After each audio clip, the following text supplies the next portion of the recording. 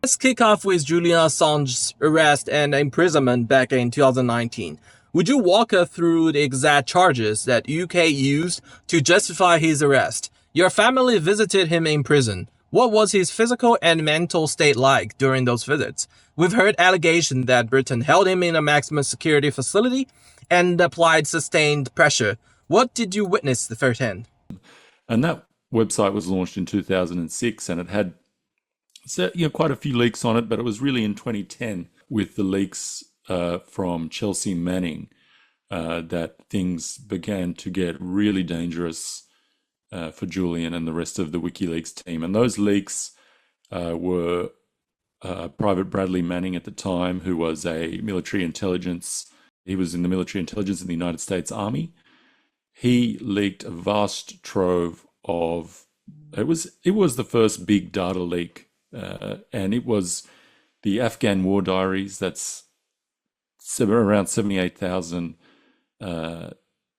military reports from the war in Afghanistan that outlined civilian deaths, war crimes, things that had not been reported in the press.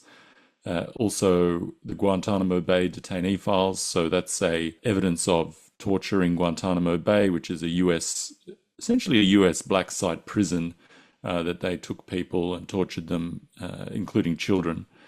The Iraq war logs, military war logs around the Iraq war as well. That also showed that the war in Iraq was not going as well as we had read about in the press.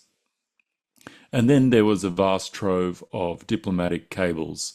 So 250,000 diplomatic cables related to all sorts of historical events that happened around the world. And that's essentially the history of the world according to the US State Department is what WikiLeaks published in those State Department cables. And there was some extremely interesting revelations in there. You can still search them on the WikiLeaks website and go in and look up a date and find what that US embassy in that country was thinking about an event that might have happened in the 70s or in the 80s. You can go and look that up now on the WikiLeaks website. And one of these cables actually outlined the destruction of a family in Iraq, the murder of an entire family, the children, the grandparents, and the parents of an entire family by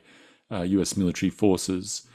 The cable also outlined how that group of soldiers, once they had murdered this family, actually called in an airstrike to cover up their crime. And this cable was released from the Iraqi embassy, and the Iraqi government got a hold of it. And it's credited at ending the US occupation of Iraq. The Iraqi government, based on this cable, did not renew the US Status of Forces Agreement, which eventually led to the Obama administration ending the occupation in Iraq. So these are very, very important documents that led to incredible change around the world. And it was at that point that Julian really started to be pursued by the forces that he had exposed in the United States and elsewhere. And it was in 2017 that WikiLeaks published Vault 7. And now Vault 7 was the CIA hacking tools leak. So these were tools from within the CIA that the CIA had backdoors into iPhones, backdoors into Samsung televisions, into motor vehicles. They could turn off your motor vehicle as if while you were driving it. And what was important about these leaks was that not only that these tools existed, I think we all sort of understand that state level actors have quite a bit of control over our devices, etc. But that these tools were actually the CIA had actually lost control of these tools, so they were out in the wild.